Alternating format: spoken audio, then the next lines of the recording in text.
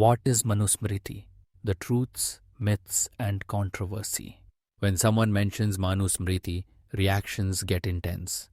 Some call it a divine Hindu law.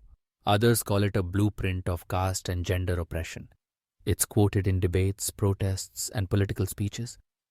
But how many people actually know what it is? Who wrote it, when, and why? Was it truly a rule book for Hindu society? Or a misunderstood, misused text? Is it really discriminatory? Or selectively highlighted to fuel division? Let's find out.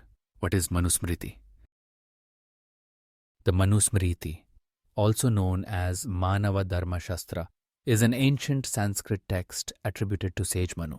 It's considered one of the oldest Dharma Shastras, texts that guide human conduct based on dharma or righteous living. It covers duties of individuals by life stage, the Varna system, Brahmana, Kshatriya, Vaishya, Shudra, role of kings and law enforcement, social ethics, rituals, inheritance, and punishment.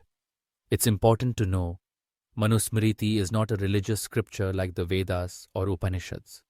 It's a societal and legal guide, not divine revelation. Some verses appear respectful. One should not marry a woman who is sickly, has red eyes, or is named after a constellation. A Brahmana must live by teaching and accepting gifts. And others seem deeply problematic. If a Shudra insults a Brahmana, hot oil should be poured in his ears and mouth. Verse 8-72. A woman should never be independent. Her father guards her in childhood, husband in youth, and sons in old age. Verse 9.3. Such verses shock modern readers, and rightly so. So what went wrong? Was this really the foundation of Hindu life? Let's find out. Manusmriti was not the only guide. Contrary to popular belief, Manusmriti was never the sole law book of Hindu society. It was one of many smritis, human-authored texts based on shruti, eternal truths like the Vedas. Other smritis included Yajnavalkya Smriti, offered more progressive laws, property rights to women. Narada Smriti, focused on jurisprudence and evidence. Parashara Smriti, softened harsh rules for the Kali Yuga. Each kingdom or region adapted what suited them. Ancient India never had one law book for all. Smritis were advisory, not binding like modern constitutions. Kings often mixed Dharma texts with local customs and practical needs. Manusmriti was not universally followed. Here's where modern myths fall apart. Manusmriti was not a universally followed constitution in ancient India. In fact, most rulers adapted, rejected, or ignored parts of it. The Gupta Empire, often considered a golden age, modified caste penalties, supported temple entry for all, and prioritized merit in bureaucracy. King Bhoja discarded many harsh laws and chose practical governance over scripture. In South India, agamic texts governed temples, not Manusmriti. Matrilineal societies like those in Kerala gave women full independence, in direct contradiction to Manusmriti. In Bengal, Dayabhaga law allowed daughters to inherit property.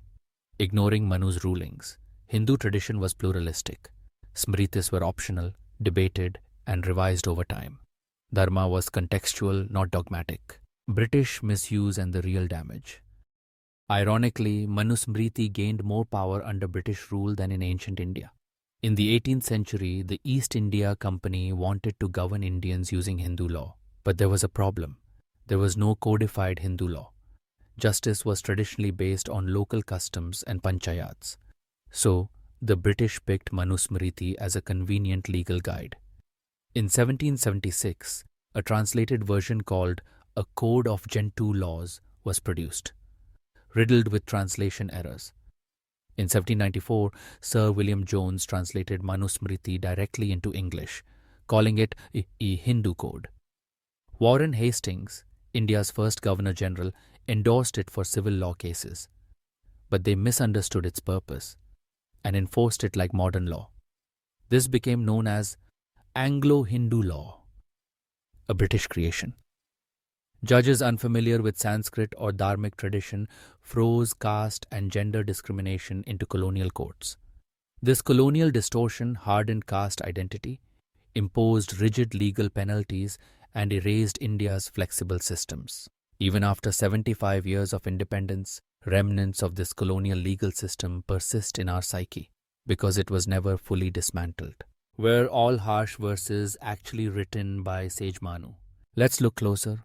Some of the most offensive verses, like hot oil punishment, don't appear in all manuscripts. Many scholars believe they were interpolations, added centuries later. The controversial verse about women never being independent, even Sanskrit experts debate its actual translation and intent. And crucially, even in ancient times, people challenged Manusmriti. Madhavacharya, a 14th century Vedantic scholar, disputed multiple sections. Kulluka Bhatta, a 15th century commentator, rejected harsh punishments as undharmic. This proves a powerful truth. Even revered Hindu texts were not above scrutiny. Scriptures could be questioned, edited, even discarded. That's the beauty of Sanatana Dharma. Is Manusmriti casteist or misunderstood? Let's be honest.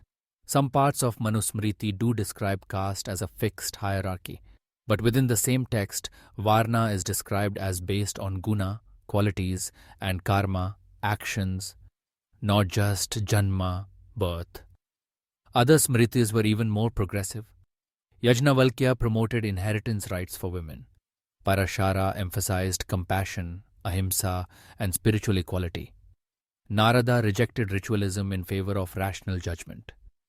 Ancient Indian society didn't blindly obey Manusmriti. They debated it, ignored parts, revised what didn't align with Dharma. And centuries before Dr. B.R. Ambedkar, Hindus themselves challenged Manusmriti. That's the strength of Hinduism, the ability to evolve. Dr. B.R. Ambedkar's burning of Manusmriti in 1927 was a symbolic protest against both social oppression and colonial misuse. It was powerful, necessary, and not against Hinduism, but against injustice. How should we see Manusmriti today? Today's politicians, from secular camps and Hindutva extremes, misuse Manusmriti. One side demonizes Hinduism using mistranslated colonial texts. The other side glorifies it blindly, calling it a divine law. Both are wrong. Manusmriti is not divine, not a scripture, and not infallible. It's a historical document written in a specific time for a specific context. It has wisdom, it has flaws. India today is governed not by Manusmriti, but by the Constitution of India. And that Constitution, inspired by Dr. B.R. Ambedkar, guarantees equality to all. In fact, many of our modern laws echo the good parts of older Dharma Shastras and discard the bad. That is how Hinduism has always worked, by embracing what is right and rejecting what is unjust. So let's not burn blindly, and let's not worship blindly either. Let's read, reflect, and understand. Our Dharma lies not in old verses, but in how we apply timeless truths to today's world.